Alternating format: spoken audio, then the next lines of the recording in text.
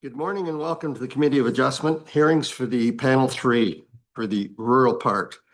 We are a City of Ottawa quasi-judicial tribunal that holds public hearings to consider Planning Act applications, including minor variances to the zoning requirements and consent to sever land. Our hearings are now in person at Ben Franklin Place, 101 Centerport Drive. We also enable remote participation by video conferencing for our registered speakers. We are live streaming on YouTube and the video will be archived and available for future viewing by the public. My name is Terry Otto. I'll be chairing today's meetings and you can address me by my name as chair. And with me are my fellow members, Martin Vervoort, Jocelyn Chandler is remote, Beth Henderson, and Gary Duncan. The procedure for the hearings will be as follows. Listed on the agenda and appearing on the screen from time to time are the applications we'll hear today. For the sake of efficiency, I may deal with agenda items in a different order. Panel members have reviewed the planning reports and any written submissions in support or in opposition to each of the applications. Today, we'll hear any oral submissions relating to the applications. As part of the statutory public notification requirements, each applicant was required to post a sign on the property in question before the hearing. They also had to confirm in writing that they did so, or they'll need to swear or affirm an oath today that they fulfilled the sign posting requirements. Otherwise, we may have to adjourn or postpone this hearing. The panel may ask for a brief presentation of an application followed by questions for the applicant and city planning staff. We will then hear from members of the public who have registered to speak, and we may also have questions for them. Finally, the applicant who has the burden of proof will have to have an opportunity to make final comments or in reply. Please address your comments to me as the chair, starting with your name and spelling if necessary, and your municipal address for the record. All presentations are limited to 5 minutes. Any exceptions will be at my discretion.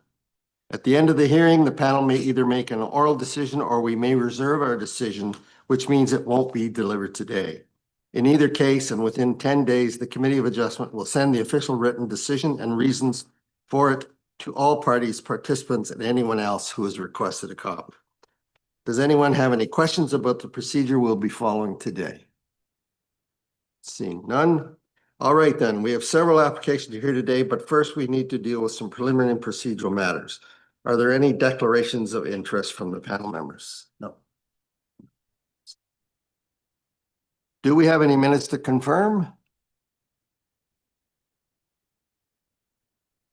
Yes, Mr. Chair, the April 1st and April 15th minutes are proposed to be confirmed. Very good.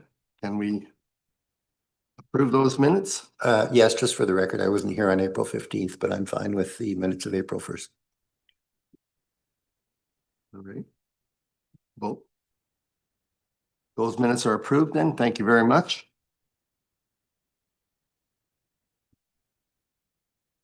Now we will adjourn a deal with adjournment requests. The committee has received a request to adjourn, which means to postpone to a different day the hearing for item number 1. 1981 Century Road.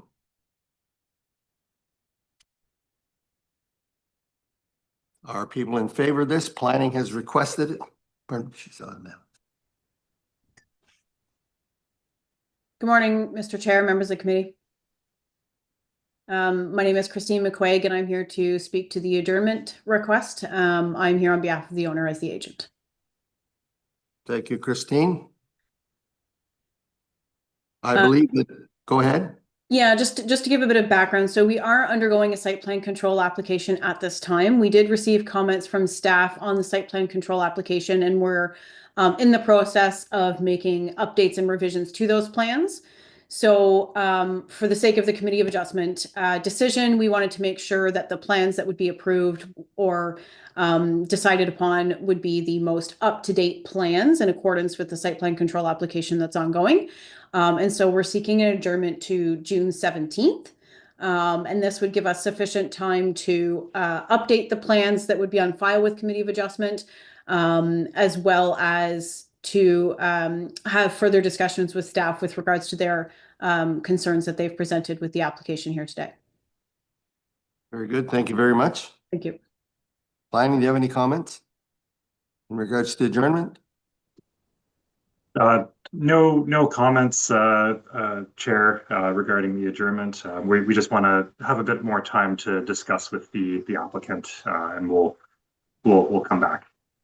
Very good. Thank you very much. And is June the 17th open? Yes, Mr. Chair, there's a room on that agenda. Very good. Thank you very much. Then I would suggest we adjourn this till June the 17th. Agreed. All in favor? Okay, that's adjourned till June the 17th. Thank you very much. Thank you, Mr. Chair. Second item for adjournment is item number 4, 1035 Galaxy. Jasmine Poloni.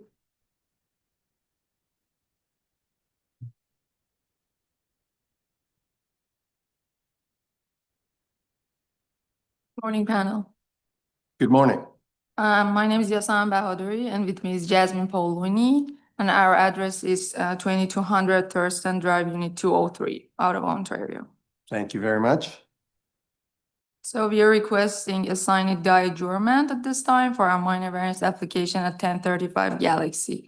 So we reviewed the planners report and the South Nation conservation comments, and we would like to take some time to review and revise our submission materials. Thank you. Very good. Objection. Sine die. Sine die. Yes. Very good. Well, then we will adjourn this till a later date, sine die, at your request. Thank you very much. You. Okay, next on the agenda, we have one application. I believe it is number 2, which has been basically no opposition to. We did receive a comment letter today in regards to this item, and it will be added to the comment section. It is, in my opinion, reviewed as a letter of support. And therefore, seeing as how there is basically no opposition, I am asking if there is any opposition to it. Verbally, seeing none, I ask for the committee's approval. All in favor? This application is approved. Thank you very much. Next on the agenda, pardon me, is item number 3. 2020 Lockhead East. Agent P and R McGregor.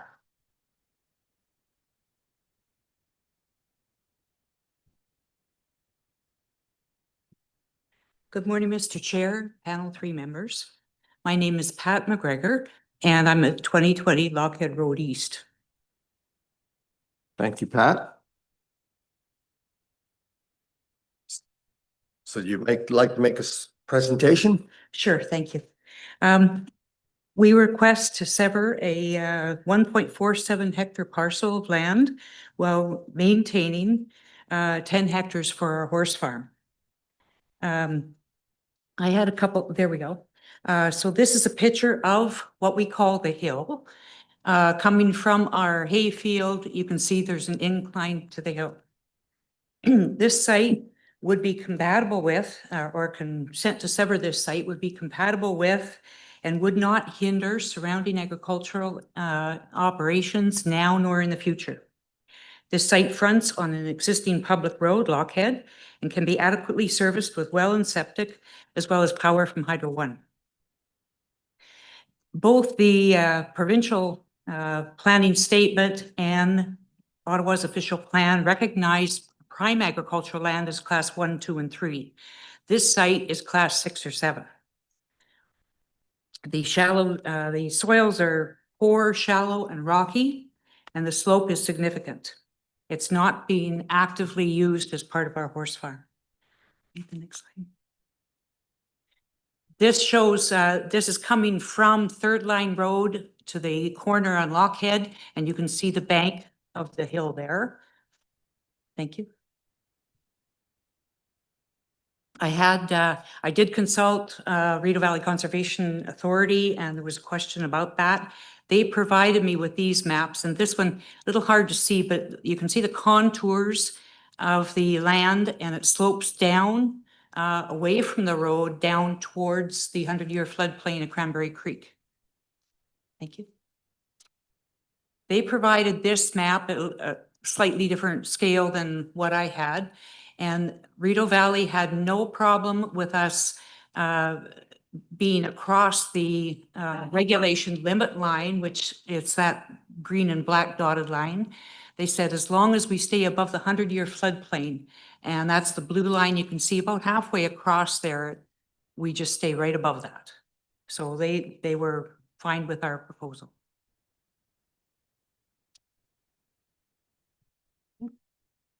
We are willing to accept conditions 1 through 6. I did notice that conditions 2, 3, 5, and 6 must be legally registered with the title to the land. Is that commonplace now? I don't recall having seen that in the past with houses we have bought. So that would be a question. But as far as condition 7 goes, and the right-of-way of 13 meters from the existing center line of, and it's not pavement, it's gravel. Lockhead Road East is a very quiet country gravel road. It's, you can maybe see closer up, but the distances are well over the 13-meter mark, and the city owns that land anyway. The top portion, the yellow line, is our lot line as it exists now. And so there's lots of space there. And this road is, like I said, a very quiet country road. The big tractors can get by, no problem. Thank you. So this is my car on the side of the road. You can see the high bank there, and there's a significant ditch. Where I'm parked, easily 2 cars could pass each other on the road, although that's a very seldom occurrence because we're very quiet out there. So that's why I respectfully ask the committee to completely delete condition 7 if you can. Again, we request severance of this parcel of land. It would give my son and family a place to build a home, to be close to us. The site is perfect for building a house, and given the southeast exposure, you could grow so much produce in raised garden boxes. But is it possible to flip back to the previous one? You can see here, we tried to plant 2,000 Christmas trees up there, and on the left side, you can still see the rows, but because the soil is shallow and poor, we lost many of those trees. So that's what I'm saying. You could grow produce in raised garden boxes, but as far as farmland, no, it's class 6 or 7, and like I said, we're not actively using it as part of the horse farm. So I respectfully request approval of our consent to sever. Thank you very much for your presentation. Thank you. Planning? Comments? Yeah, so under the current designation, we're really looking to maintain these large contiguous lands to be used for agricultural purposes today and in the future.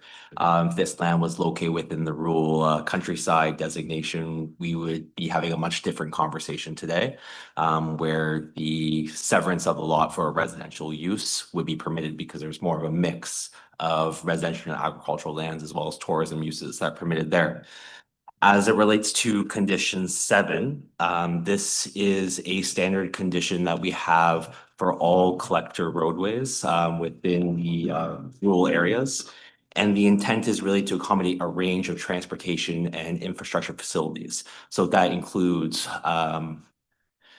roadway lanes for cars, for transit, for cycling, sidewalks and pathways, central boulevards for landscaping, public utilities, for example. And there are normally few exceptions when we would look at removing or at least reducing that widening. And that would be if the roadway has already been planned out and we know exactly what the cross-section of the collector road is going to be, or if there's existing development patterns or encroachments that don't allow the city to obtain that land. In this case, there's sufficient land on either side of the collector road to accommodate that 13 meters from center line, and we'd be looking to acquire that as stated in Schedule 16, Table 1 of the official plan. Thank you. Any questions from the panel? I have a question. Yes, Martin, go ahead. Or Beth, go ahead. My question is for the applicant.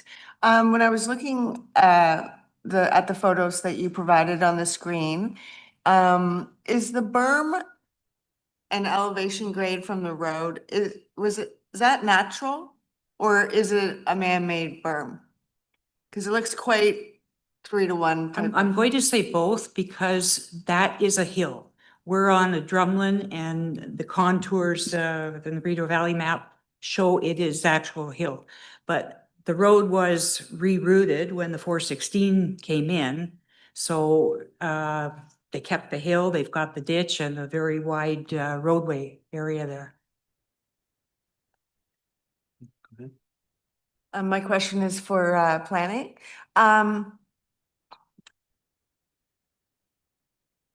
just curious about the official plan and the PPS with the type of soil that the applicant has identified that it exists.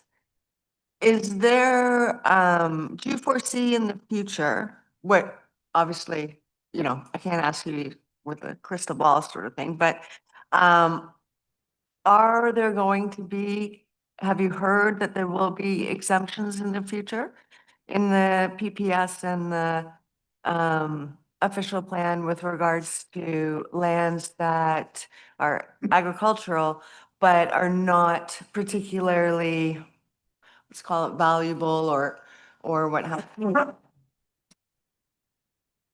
So from my understanding, the quality of the soils are based on a study that it dates back to 2017, which is fairly recent in terms of in the planning world.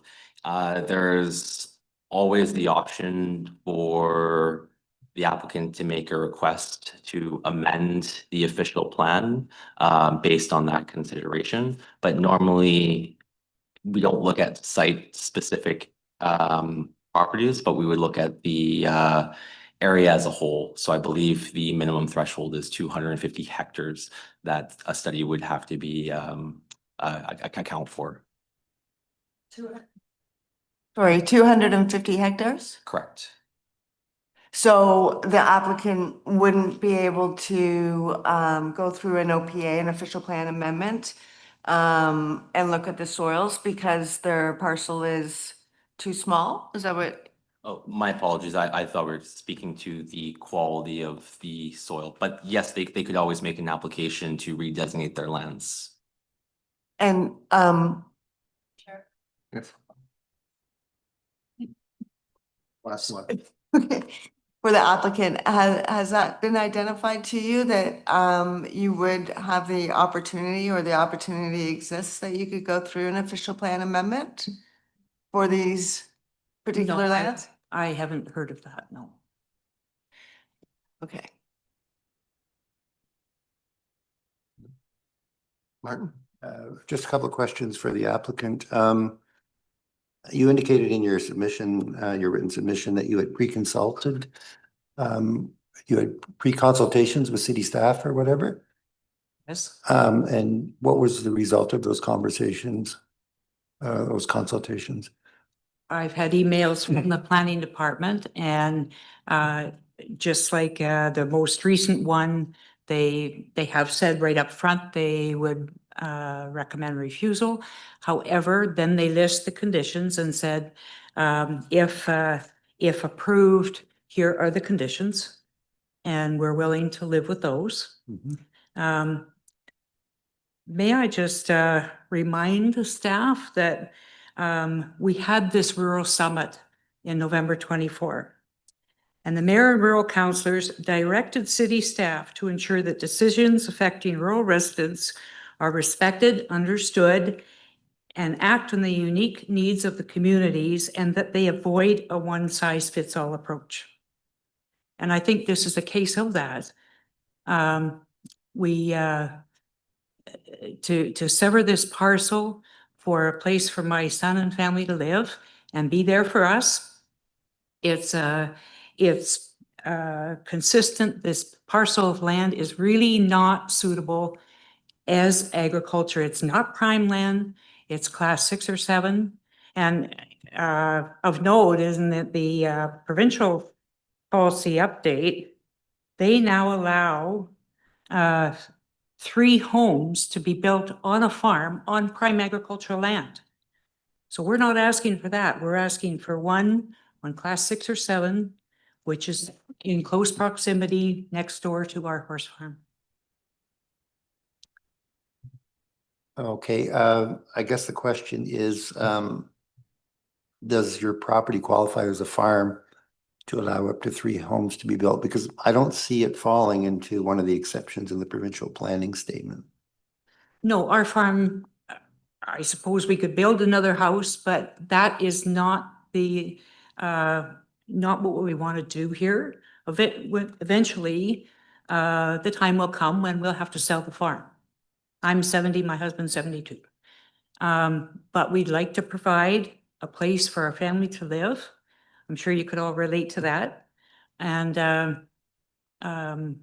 if they could build there, it provides them an affordable opportunity to live there, and it helps us stay in our home. We'd like to be there as long as we possibly can. But Understood. we could use the help. Thank you. Just a quick question for planning. Is planning aware of any, whether or not this application falls within any of the exemptions within the provincial planning statement? Because that is binding on us. And we shall have regard to it. So I just wondered if if planning is aware of any exemptions that would apply to this situation. I'm not aware of any, and it's an agricultural resource area, but. Not that I'm aware of. Not that I'm aware of at the moment, but if I could just have a few minutes. No, that's fine. That was, I think, in your report anyway, so, okay, thank you. Okay. Final comments, ma'am? Sure. The new zoning bylaw states that in the agricultural zone, an agricultural use is permitted as an accessory use to a detached dwelling on a lot of 0.8 hectares or larger in area.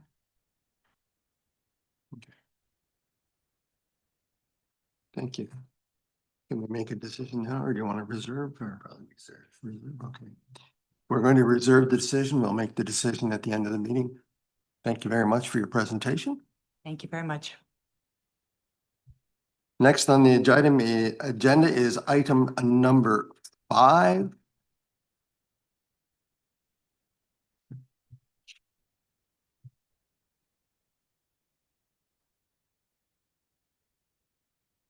(2104) Roger Stevens Drive, J. Paoloni.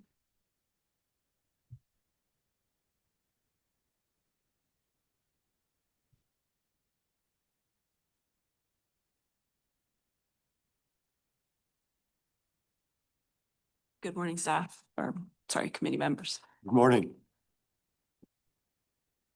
So my name is Jasmine Paoloni, same address, 2200 Thurston Drive, Unit 203, and I'm here with Yasmin Bahadori. I do have a presentation, if you'd like me to start with that. Yes, please go ahead. Perfect. If the committee could put up these slides. Great, thank you. So the application before you today is for 2104 Roger Stevens Drive to permit a reduced parking count and a reduced loading space count for a new Hindu temple. The application is also subject to site plan control, which is an ongoing process for us. It was formally submitted April 17th, but it is still in review. And actually, in the interest of time, we can skip through to slide 5 or 6. just to the site plan.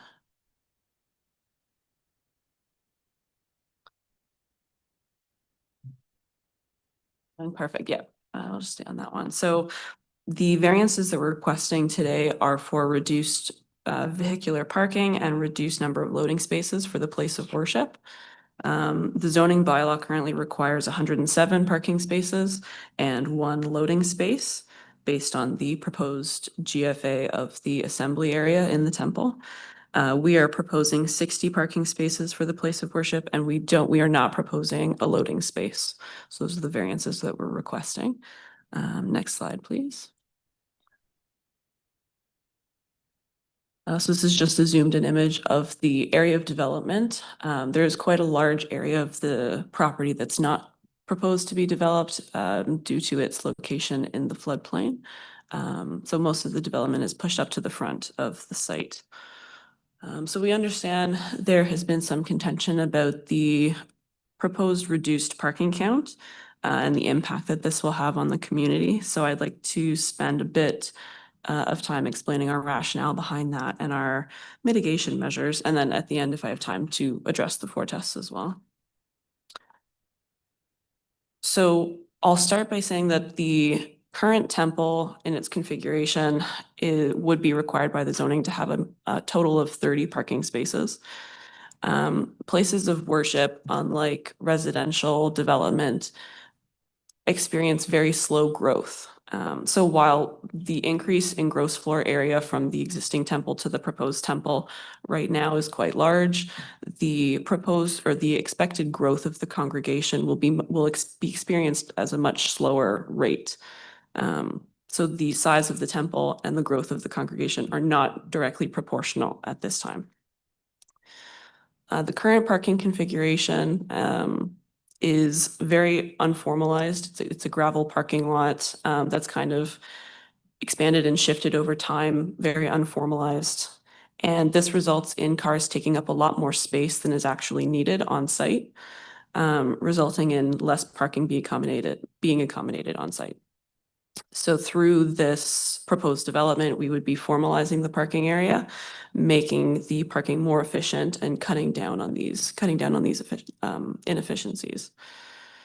The proposed 60 parking spaces is more than enough to cover the typical daily, weekly, and monthly needs of the congregation, representing about 97% of their year of the use.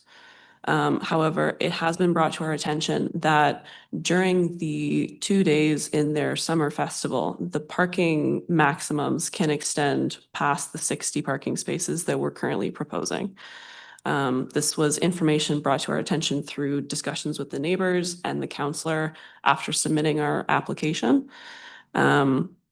This busy time occurs one weekend in July every year, and it's for a period of about 2 to 3 hours in the day. And so in the past, this has been the occurrence that's caused the most concerns with the residents and the neighbors, as well as the counselor. So to mitigate these additional vehicles during this time, we have discussed having a standing agreement with the Councillor Brown, to utilize the city parking lot at 2155 Roger Stevens. This has been an arrangement that was in place last year and worked very well for them. The additional parking lot can accommodate about 43 parking spaces for the congregation. And it's only about 250 meters away, so it is a short walk from the temple. Additionally, the councillor has agreed to permit street parking, but solely on the south side of Roger Stevens. In the past, there has been parking on both sides of the street, which has caused significant safety concerns for the neighbors and also the congregation, and impedes surrounding agricultural uses as well, trying to get machinery up and down that road. And so permitting parking on the south side only would mitigate that, again, for 2 to 3 hours for one weekend in July. And that's, I mean, I can go through the 4 tests or we can go through questions, what you prefer. I don't think we need to go through the 4 tests, but questions from panel members or planning, would you have some comments first, please?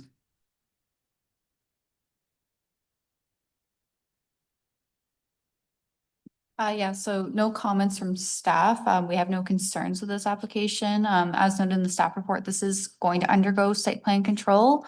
They're in the process. It's not quite available for the public yet, but it will be underway. Staff's only recommendation with this proposal will be to not to tie to plans, just to allow them some flexibility with the site plan control application in case they've got to like shift some of the parking spaces. That would be our only recommendation to the committee with this decision, but if you have any questions, I'm happy to answer them. Thank you. Just a question for the applicant. With respect to the site plan control process, what state is that at? Have there been public consultations yet or circulation? Where is that at right now? So my understanding is that the public has not been formally consulted because our application hasn't officially been deemed complete. We have gone through 2 pre-consults with city staff, one of which was a preliminary concept. The other one was the full site plan control deliverable package. And we received our deemed incomplete with a set of comments notice on May 8th. And so that's what we're currently working towards. But my understanding is until we're deemed complete, the official sign doesn't actually go up on the property and it's not open for public comments. Thank you. Beth, please. My question is for the applicant. When I was reviewing your site plan, I'm just wondering, you have the building at an angle. Is there a particular reason? Because that generally uses up more land? Yes, it is for a particular reason. For religious purposes. The main entrance is to face true east. This isn't something that they've been able to accommodate with the existing site configuration, but it is something that they need to do for the constructing the new temple. So it's facing east, which does take up a little bit more land, which is one of the design considerations that we've worked through with city staff. Yeah. Okay. I have a question. Yes, Jocelyn, go ahead, please. For planning staff, can you tell me what the new zoning bylaw says about parking for institutional uses like this in a rural area? The one that's not approved, but will be in less than a year, we think. I'd like to know the direction the city's headed. I personally did not review the new zoning bylaw with the context of this application. We were only reviewed under the new zoning bylaw. I can try and see if I can take a moment to provide you an answer, but I don't have that available to me right now. All right, we'll just leave it. I'm wondering if this application for minor variance is not even going to be required in a year, if the timing was different.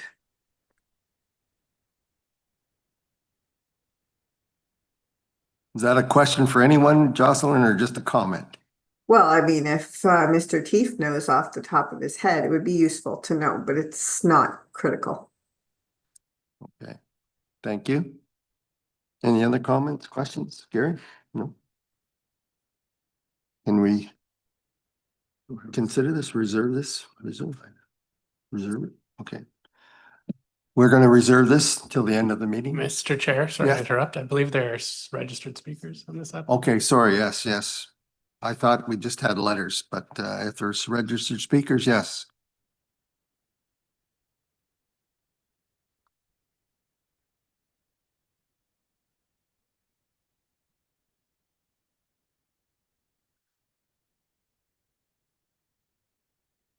Is there a registered speaker in the audience? Yeah, please come. Okay, we have a. Okay.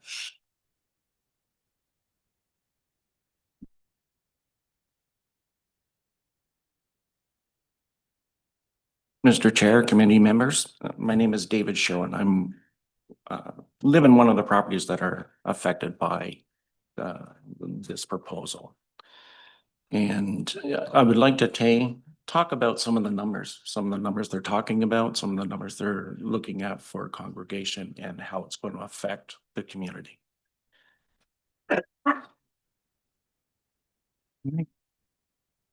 On the website, they say they're asking for reduced parking to 75, but in their application, they're requesting 60.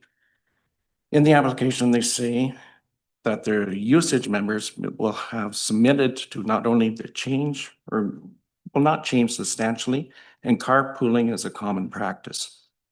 On the website, they say the New Tempo project team is working to attract devotees.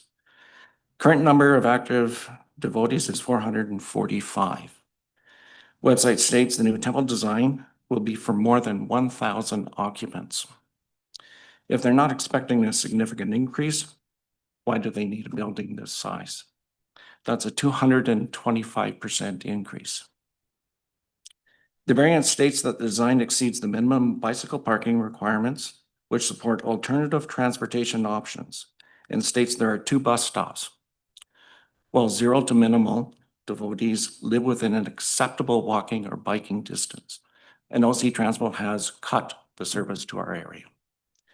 That means 100% of the devotees are going to have to drive or be driven to that location. Cars can carry 5 occupants, vans can carry 7. So let's use 6 for going forward. 445 devotees, 6 per vehicle means 75 parking spaces will be required. Not everyone can attend so let's use a 70% attendance. That's still 53 parking spots required. And this is very consistent to what we have observed over the years. The new building can hold 1,000 devotees. The 70% attendance is 117 parking spaces, and that's for the future requirements. And this exceeds the 107 as outlined in the zoning bylaws. The applicants state that 30 days of the year are 5 to 20 vehicles. In the last week, we have observed 3 days of 5 to 20 vehicles. In the last month, 11 days. 11 times 12 months, that's 132 days, not the 30 that they have presented. If we take a look at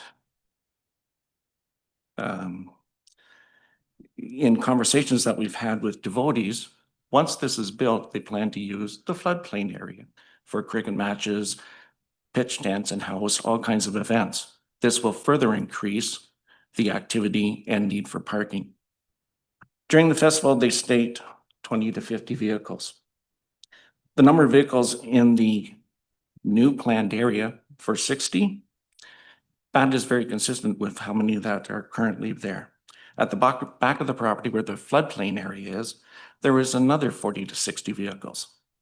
And also there's parking along both sides of Roger Stevens and Trailwood Drive, another at least 60 plus vehicles. That's a big difference than what they're reporting. And it's not just for 3 hours on 2 days. It is quite more frequently. If you only have 60 designated parking spots and another within walking distance, that still leaves quite a few vehicles to find parking. In the past, buses have been brought people in from Montreal and Toronto. In this new application, there is no allowances for buses, and they're asking for a variation to eliminate the loading space where the buses are going to load and unload guests. In the last week, we have seen multiple buses on multiple days. So we can either believe what they're saying in their submission, that the number of devotees will not greatly change, then logic dictates that the building doesn't need to be the size that they're asking for, and therefore can easily conform to the parking zoning bylaws. Or we believe what they're saying on their website, that they are looking to greatly increase the number of devotees. Therefore, the need to adhere to the current zoning bylaws is so critical. If you grant these variances, you will create a greater safety hazard for local residences, the temple devotees, and commuters along Roger Stevens. Can you wrap it up? I can. If we take a look at the increase or the possibility of the 1,000 devotees, that'll actually be 382 vehicles that will descend upon our area. I do ask in closing that it's not neighborly or in good spirits to forcibly use local roads to accommodate development parking. Zoning bylaws amendments are used when there is a good engineering reason, not just because parking could not fit in the site plans. That concludes your presentation. It does. Thank you very much, sir, for your input. I believe we have one other person online.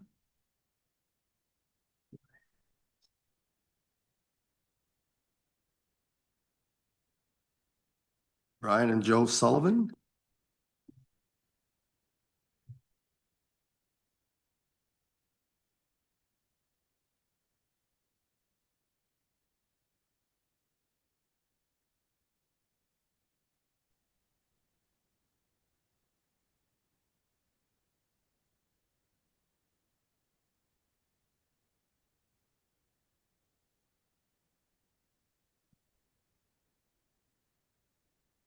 Brian and Joe, could you identify yourselves, please, and speak? We see your name, but nothing else.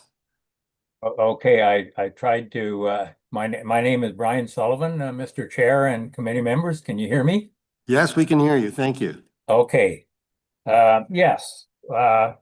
So our name, Brian and Joe Sullivan, we've lived at 2115 Roger Stevens Drive for over 50 years. Our property is on the north side of the road, just west of the temple.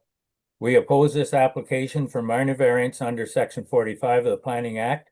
We believe that our submission supports the position that the requested variance to the parking space reductions are major in nature and will actually continue to create adverse impacts on the surrounding area. The temple has been hosting festivals for many years, and on every occasion we have observed vehicle parking on site and also substantial parking on the shoulder of Roger Stevens Drive. There are no alternative off-road parking options. To suggest that a reduction on parking on-site parking spaces mitigates the need for on-street parking defies logic. It is clear from the applicant's submission that their whole premise for minor variance is based on the statement that even during festival activities, it has a peak occupancy rate between 20 and 50 cars. Under this historical use, the 60 parking space is more than sufficient to accommodate demand without necessary for extra parking. Our submission provides specific evidence this statement is absolutely incorrect. Our submission includes screenshots taken from the Ottawa Sivan Temple fundraising promotion video on YouTube that provides specific evidence that approximately 50 cars are parked on site and numerous additional vehicles are parked on Roger Stevens Drive. I had 3 different screenshots taken that show both on-site and Roger Stevens Drive parking. The evidence is clear that the peak occupancy is much closer to the 107 spaces under the existing bylaw than the 20 to 50 that they propose. Our submission also refuted the application's suggestion of alternate means of transportation, which was presented by the previous opponent. While Roger Stevens Drive was once a quiet rural road, that all changed with the construction of Highway 416 interchange. Roger Stevens Drive is now a main artery connecting significant daily commuter traffic from several municipalities west of the village to the city, and also from the city to Cottage Country and Rideau Lakes and surrounding regions. There are no sidewalks adjacent to the temple, and therefore the pedestrians walk on the paved sections of the road to access the temple property. The posted speed limit is 80 kilometers per hour, but many vehicles seem to think that they are still on Highway 416. In conclusion, based on the years of history during the festivals, we conclude that the proposed 60 parking spaces are not remotely sufficient to accommodate the maximum anticipated vehicle volume and request that the committee denies the application's proposal. Now, I understand, I heard comments from Jay Peloni this morning that says the growth in membership will be slow. The reality is that during festivals, many visitors come from other than their membership. The website says it's a 12-day festival, not a 2-day festival. The parking on the south side only occurred just in the last year after us having several discussions with Councillor David Brown in previous years because of the parking on both sides of the road.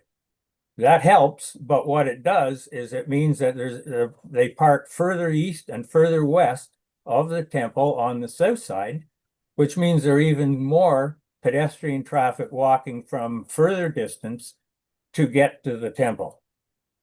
The idea that parking at the 2155 Roger Stevens site, that did not help reduce the parking on Roger Stevens Drive. So I did give you a picture of what it looks like. This is a country road with high speed. The paved shoulder and the bit of extra space for cars parked in Roger Stevens Drive means that they can't walk in the ditch, they walk on the road, which is highly dangerous. We are thankful there hasn't been accidents up till now, but it's inevitable if there's parking on the road. Thank you for considering our submission. Thank you very much. Any questions? Response from the applicant, please. Yes, I'll try and address each of those concerns. So maybe I'll start with David's comments. The congregation is looking to expand. It's their nature. It's any congregation's nature to grow their community. The expectation is that growth will still happen slowly and incrementally. The expected occupancy within the temple is decided by the building code, not by the congregation. And so there will be a posted limit well under 1,000 for those areas of assembly. There's one hall in the basement and one area of assembly on the ground floor featuring the deities. But like I said, the total occupancy will be determined by the building code. He mentioned there historically has been parking in the floodplain, parking on both sides of the street. Part of the purpose of this development is to eliminate the requirement to do so. The parking in the floodplain is unacceptable. It's not something that will continue in the future. And parking on both sides of the street, we have noted as a safety hazard and agreed with the councillor, will not occur in the future as well. The loading space variance is specifically for things like deliveries, which is not something that the temple requires to function. Hence why the one that is required by the zoning has not been proposed.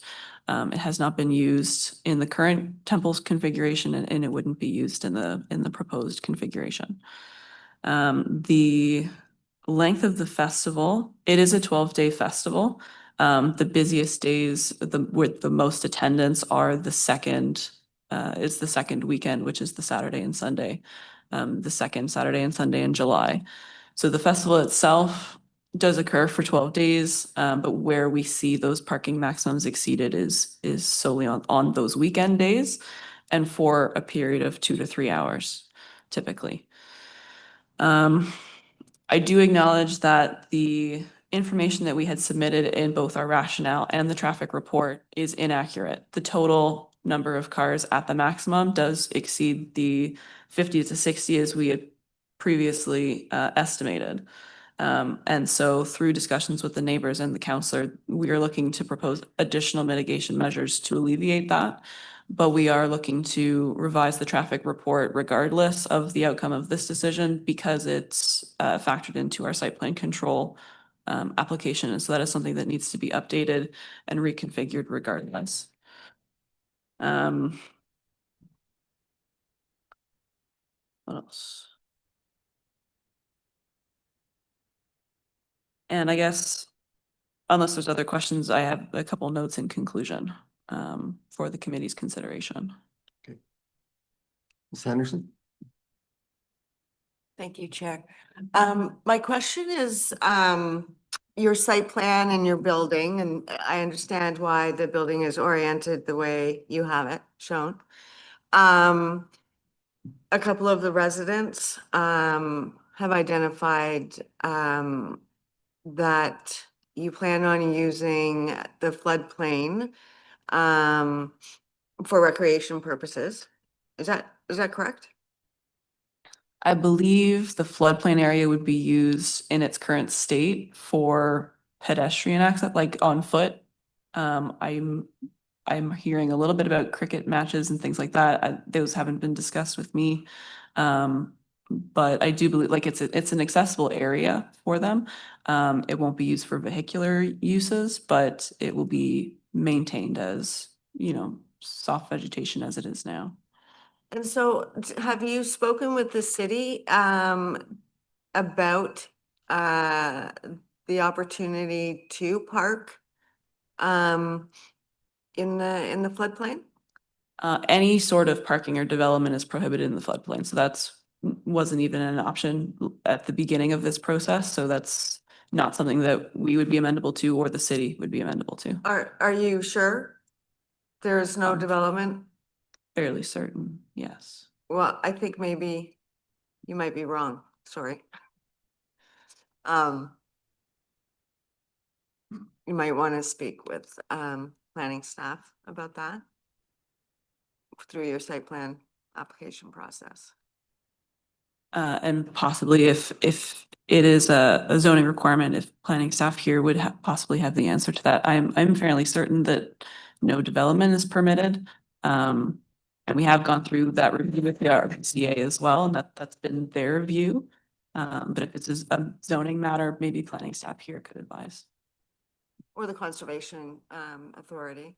And the footprint of your of the temple, is that set in stone? Is there a reason you've chosen that amount? The overall footprint is designed to accommodate a number of uses. The GFA, as part of the park, is tied to the parking requirement, is solely looking at the assembly area, so the hall or any gathering spaces. But other things that are factored into the footprint are things like the washroom, the vestibules, an office space, classrooms, things like that. All of which are currently in the temple that's there now, but as kind of like a shared common multi-purpose area. And so now those areas will have dedicated locations within the new temple. And I've forgotten off the top of my head, what size is the footprint of the building? I don't have the footprint in front of me. It is probably on the site plan in the presentation. I know that the gross floor area of the assembly area, which is what's tied to the parking, is 1,067 square meters, I believe. One last question. You mentioned the site plan approval process. You haven't been deemed complete. So have you had any discussions with planning? Because then you wouldn't have had your circulation comments, right? So we have had comments and multiple discussions with city planning and then other city departments like traffic and transportation through our pre-consult process. So we've gone through one preliminary pre-consult where P Squared has been involved as the consultants. I know the congregation, this has been an ongoing discussion between them and the city since 2016 or 2017. But since our involvement, we've had one formal conceptual pre-consult where we've discussed the overall design of the site. And we've had one formal pre-consult where we've discussed the slew of engineering, landscaping, planning, like the whole development package. We've formally submitted our site plan control with their comments in mind. Our application was submitted April 17th. And so by provincial timeline mandates, they had 30 days to get back to us with comments if our application was deemed complete or incomplete. In our case, there are, I would say, between 20 to 30 comments for us to respond to, mostly clarification comments, not so much requesting revisions to the plans, but explanations and clarifications for planning, engineering, and transportation. And so that's what we're currently working on, is addressing those comments for our formal site plan control.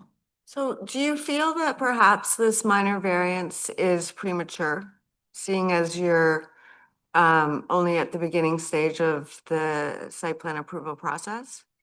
I definitely wouldn't say we're at the beginning stages, because this has been ongoing for a number of years and we've had many discussions with planning staff as well as engineering and transportation on the project as a whole.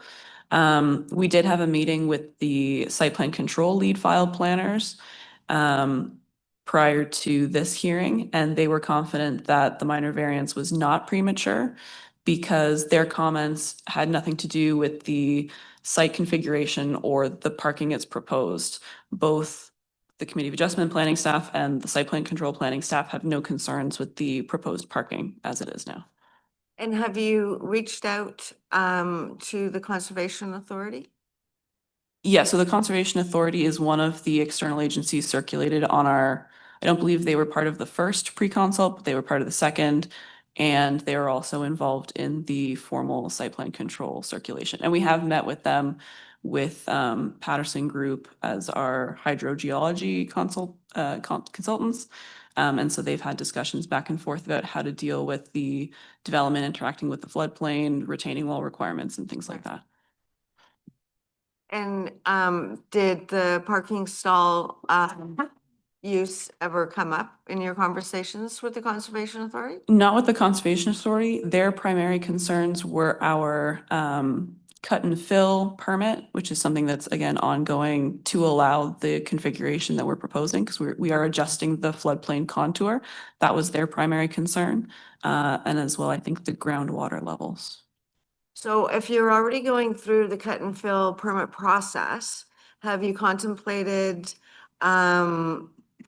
extending your developable area so that you can provide on-site parking sufficient to the zoning and use? So my understanding with the cut and fill process is that the RVCA is looking for a net balance of cut and fill. And so we wouldn't be permitted to fill to the extent that we would need to satisfy the parking requirements. We're solely looking at redistributing the soil within specific contours that are already on the site. Right. So we wouldn't be able to add sufficient land to increase our parking. Okay, thanks. Thank you. Now, are there any other questions or comments? We do have a couple of in writing, which are on the record. Planning? Sorry, I just want to jump in because I've got some additional that might, something that might just assist the committee. So just in terms of the question with the floodplain and can they park in there? Can they do anything? So in terms of the OP, section 10.1, policy 1 says development and site alteration is not permitted in the 1 in 100-year floodplain or the erosion hazard line. So they're not allowed to develop in that back half of the land. And that's also supported with section 58.1 of the zoning bylaw that says no developments allowed in the floodplain overlay. I believe also on their plans at the, I guess the rearmost parking, there's a retaining wall that's also proposed there. So they're at their limits as to like how far back that they can propose without infringing on the OP policies and then also the zoning bylaw requirements. And while the discussions are happening with the public portion, I was looking into member Chandler's question regarding the new zoning bylaw. Currently with draft 2, there is no minimum parking rates proposed for any uses except for residential visitor parking. So essentially, if draft 2, the new zoning bylaw, were to proceed, there would be no minimums required. However, that being said, I believe the discussions to proceed with the new zoning bylaw, there was a motion that was introduced to maintain rural parking limits. However, that could appear like in the draft 3. Just some food for thought for committee's discussion on this, but I thought I would just jump in and provide some clarifying answers to like the discussion that we're having today. Thank you very much. As I was saying, that we have some written comments and they're on record. I don't think we have to discuss them right now. So can we make a decision on this or do we want to reserve? I'm happy to reserve. Reserve? Reserve. Okay, we'll reserve and we'll deal with this at the end of the day. Thank you. Thank you very much. And I believe we have one more item on the agenda for today. Item number 6, 1380 Howie Road. It's a request for a change of condition. And the person is B. Alchawa.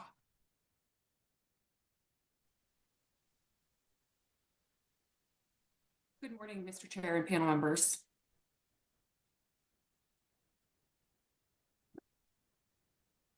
Are those people online or? Yeah. Oh, Can you not hear me? there, we can hear you now. Oh, sorry. Good morning, Mr. Chair and panel members.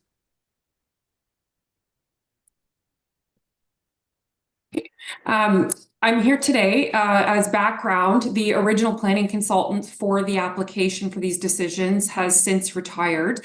And so I've become involved with the file, and we have been working our way through satisfying a number of conditions of provisional consent that were issued with the original decisions in November of 2023. There was a significant number of items that we needed to address. And since that time, or since I've become involved in the file, we've made our way through a number, including the provision of the mineral resource impact assessment, a hydro G, there was a noise study, an EIS, a geotechnical study, and there was a condition in the initial decision that said we would need to rezone the retained land to demonstrate that the uses that are on the retained land, which is a storage yard, are in compliance with zoning. We have pre-consulted with city staff and had a number of discussions. The formal pre-consultation meeting was held in October of last year. We've had a number of discussions related to the proposed zoning bylaw amendment, as well as the road opening application that's required for the second lot that's on the back side of the property. And what's become very apparent is that we are not going to be able to complete that process before the 2-year timeline is up in November of this year.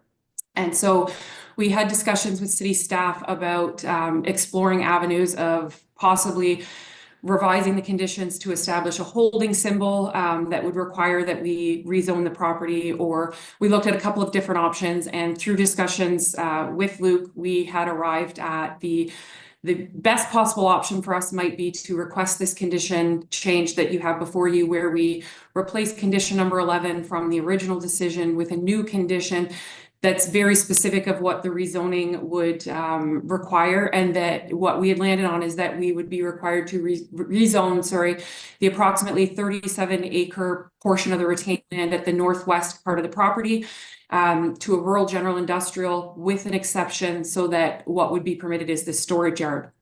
And so the hopes is that we can have that condition replaced, and by doing so, that would restart our 2-year timeline and allow us to complete the rest of the conditions. So that's what we're requesting here today, and happy to answer any questions. Thank you. Planning, Luke?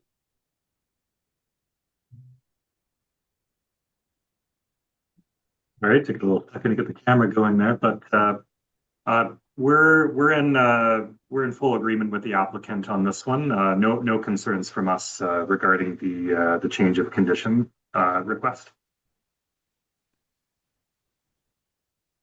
You broke up the last. What did you say there? Sorry. Sorry. So we're no concerns from us on the change of condition request. Very good. Thank you. Any other comments? Questions? So I believe we have to deal with this as a major change. If we just do it as a minor, the time limit doesn't change. Is that the correct understanding? That is correct, Mr. Chair. If the committee deems the change minor, then there is no formal notice required and no impact on the timeline for fulfilling conditions. So do we consider this a major change?